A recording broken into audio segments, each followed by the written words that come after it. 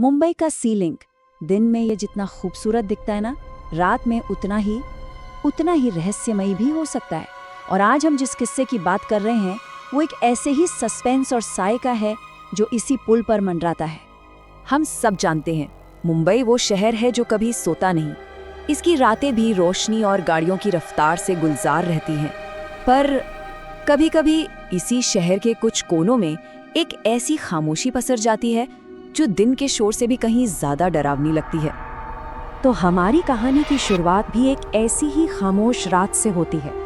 कहानी का main character है अमन, जो एक लंबी फ्लाइट के बाद बस किसी तरह अपने घर पहुंचना चाहता था। वक्त था देर रात का, एयरपोर्ट से अंधेरी का सफर था। सड़कों पर ट्रैफिक कह सकते हैं कि लगभग ना के बराबर था। हवा में समुद्र की वो खारी सी महक घुली हुई थी और सीलिंग के ऊपर कोहरे की एक मोटी चादर बिछी थी। मतलब बाहर से देखने में सब कुछ एकदम नॉर्मल लग रहा था, एक थका देने वाले दिन का बिल्कुल शांत सा अंत। लेकिन कहते हैं ना, कभी कभी सबसे सामान्य दिखने वाली चीजों के पीछे ही सबसे भयानक राज छुपे होते हैं। और अमन का ये सफर अब एक ऐसे ही मोड़ पर आने वाला था। जैसे ही उनकी कैब बांद्रा वर्ली सीलिंग पर चढ़ी, अमन के फोन पर गूगल मैप्स का एक बड़ा अजीब सा नोटिफिकेशन आया, फास्टर रूट फाउंड। अब अमन चौंक गया। अरे, सीलिंग तो एक सीधा पुल है, इस पर कोई दूसरा और भी तेज रास्ता भला कहाँ से आ सकता है? अमन ने थोड़ा हिचकिचाते हुए ड्राइवर से पूछा भी, लेकिन ड्राइवर ने बस कंधे उचकाए और बड़े आराम से कह दिया। ड्राइवर की इस बेफिक्री को देखकर अमन ने भी सोचा, चलो छोड़ो, और ज्यादा सोचना बंद कर दिया। मगर उसका ये सुकून ज्यादा देर नहीं टिकने वाला था। कुछ ही मिनटों में अमन को यह एहसास हो गया कि कुछ तो बहुत ज्यादा गड़बड़ है। जिस सी लिंक पर रात में भी गाड़ियां दौड़ती रहती हैं, वो पूरी तरह से खाली था। उनकी कैब के अलावा दूर दूर तक कोई दूसरी लाइट तक नहीं दिख रही थी, जैसे सब कुछ अचानक गायब हो गया हो। अमन का दिल तेजी से धड़कने लगा। उसने खिड़की से बाहर झांका। नीचे समुद्र का नीला पानी नहीं था, बल्कि एक स्याह गहरा अंधेरा था। एक ऐसा अंधेरा जिसकी कोई गहराई न हो, जो ऐसा लगे कि सब कुछ अपनी तरफ खींच लेगा।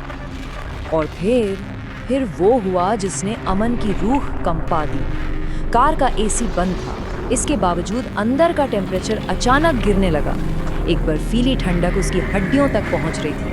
और ये सिर्फ मौसम की ठंड नहीं थी, ये किसी अनहोनी की आहट थी। अब तक जो सिर्फ एक बेचैनी थी, वो अब एक खौफनाक सच बनकर ठीक आंखों के सामने आने वाली थी। उसी बर्फीली ठंड के बीच अमन की नजर पीछे देखने वाले शीशे पर पड़ी, और जो उसने देखा उससे उसकी सांसें जैसे थम सी गईं। शीशे के उस पार एक साया था, किसी औरत की परछाई जिसके लंबे गीले बाल थे। ऐसा लग रहा था जैसे वो अभी अभी उस काले समुद्र से ही निकल कर आई हो। अमन की आवाज जैसे गले में ही फंस गई। उसने कांपते हुए ड्राइवर से पूछा, भाई पीछे कोई है क्या? ड्राइवर ने मिरर में देखा और हंस पड़ा। बोला, अरे नहीं साहब, पीछे तो सीट खाली है। ड्राइवर की वो हंसी सुनकर अमन का खून जम गया। उसने अपनी सारी हिम्मत जुटाई और एक बार फिर पीछे की सीट पर देखा। इस बार वो साया और भी ज्यादा साफ था। उसकी गर्दन एक नामुमकिन से एंगल पर मुड़ी हुई थी, और जहां चेहरा होना चाहिए था वहां आंख, नाक, मुंह कुछ नहीं था। सिर्फ एक सपाट चमकती हुई सफेद चमड़ी। बस अब अमन का डर उसकी बर्दाश्त से बाहर हो चुका था। उसके दिमाग में सिर्फ एक ही ख्याल दौड़ रहा था, इस कार से बाहर निकलना है, अभी, किसी भी कीमत पर। उसका दिल किसी हथौड़े की तरह सीने पर चोट कर रहा था। वो अपनी पूरी ताकत से चीखा, गाड़ी रोको, मैंने कहा रोको। ड्राइवर ने जोर से ब्रेक मारा। गाड़ी एक झटके के साथ रुक गई, और ठीक उसी पल पीछे की सीट से एक ठंडी फुसफुसाहट सुनाई दी। एक ऐसी आवाज जो कानों से नहीं, सीधे रूह से टकराती है। ये सुनते ही अमन ने दरवाजा खोला और चीखते हुए बाहर कूद गया। लेकिन बाहर सीलिंग था ही नहीं। वहां कोई पुल, कोई सड़क नहीं थी।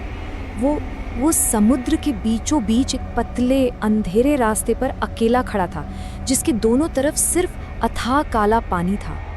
उसने घबरा कर पीछे मुड़कर देखा। कैब, ड्राइवर, सब कुछ गायब था। जैसे वो कभी वहां थे ही नहीं। वहां सिर्फ वो साया था जो अब कार से बाहर निकलकर धीरे धीरे उसकी तरफ बढ़ रहा था।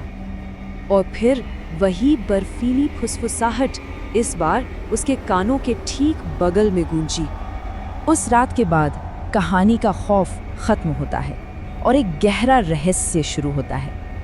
अब ये कहानी एक मिसिंग पर्सन रिपोर्ट का हिस्सा बन चुकी है। अमन उस रात अपने घर कभी नहीं पहुंचा। उसे फिर किसी ने नहीं देखा। वो हमेशा के लिए गायब हो गया।